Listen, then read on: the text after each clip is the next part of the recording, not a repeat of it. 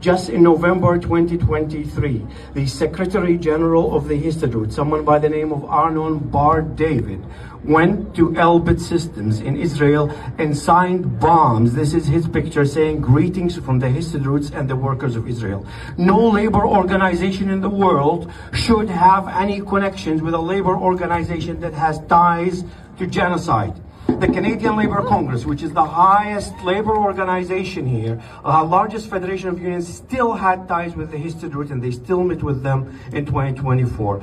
We would say no. Labour for Palestine also had a hot cargo campaign against any relations with any Israeli government, asking all workers also to drop the handling of any Israeli goods. The Ontario Federation of Labour, Nova Scotia Federation of Labour, and Newfoundland Federation of Labour passed that. We asked the Canadian Labour of Congress, we put a resolution to do that. Fortunately, we weren't successful, but we needed, they had a weak resolution. What we wanted is for the Canadian Labour Congress to cut ties with the Histrudat. And you know what happened for the last week? I have been in Winnipeg with tens of activists of Labour for Palestine attending the Canadian Labour Congress as activists. In our organization, our will has forced the Canadian Labour Congress leadership to bring the resolution on the floor, and guess what? We won it with over 90%. The Canadian Labour Congress Thursday has cut its ties with the Histrudat officially and is making massive waves everywhere. CJ is calling it a miserable day. It was an amazing will of organization, of gatherings in nationalists and activists across all of Canada. We have organized a hot cargo campaign for months now, everywhere. Labour for Palestine activists and all the allies, from Toronto to Ottawa to Newfoundland to Vancouver to Calgary. We had a day of action, and guess what? And we put a lot of pressure with petitions, and we were well organized, and guess what? We won!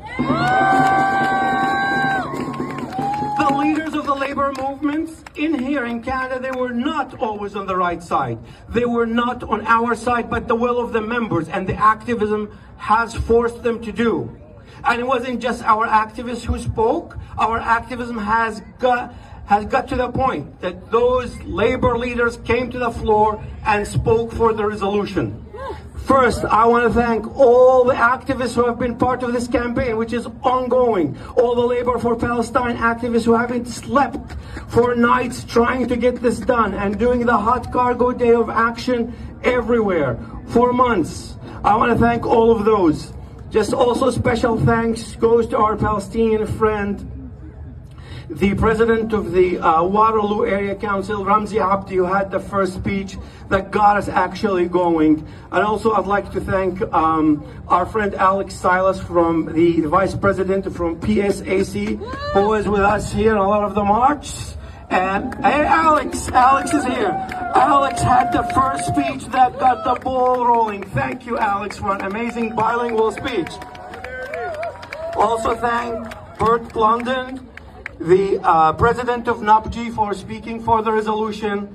Thanks to the president of the Ontario Federation of Labour, Laura Walton. Even though she was standing with me at the mic, we were waiting to speak, the mic didn't come to us, but we didn't need to.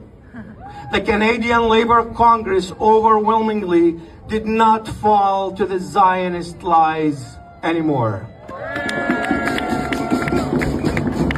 They're falling apart place by place.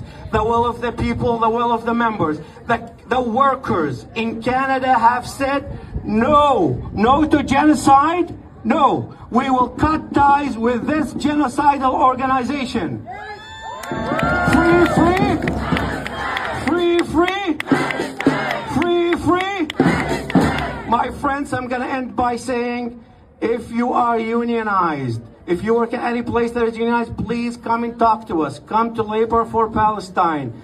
The wheels are in motion. We have been organizing for over 20 years, and every win is a win. We're not done yet. We need to isolate Israel. We need to isolate any organization that has any ties with the genocide. The Nakba that started in 1948 and the apartheid is still going. It must end, and the only way to do it is by boycott, divest, and sanction the isolation of Israel so that it falls down like the apartheid regime in South Africa falls down. No labor for genocide. Free, free.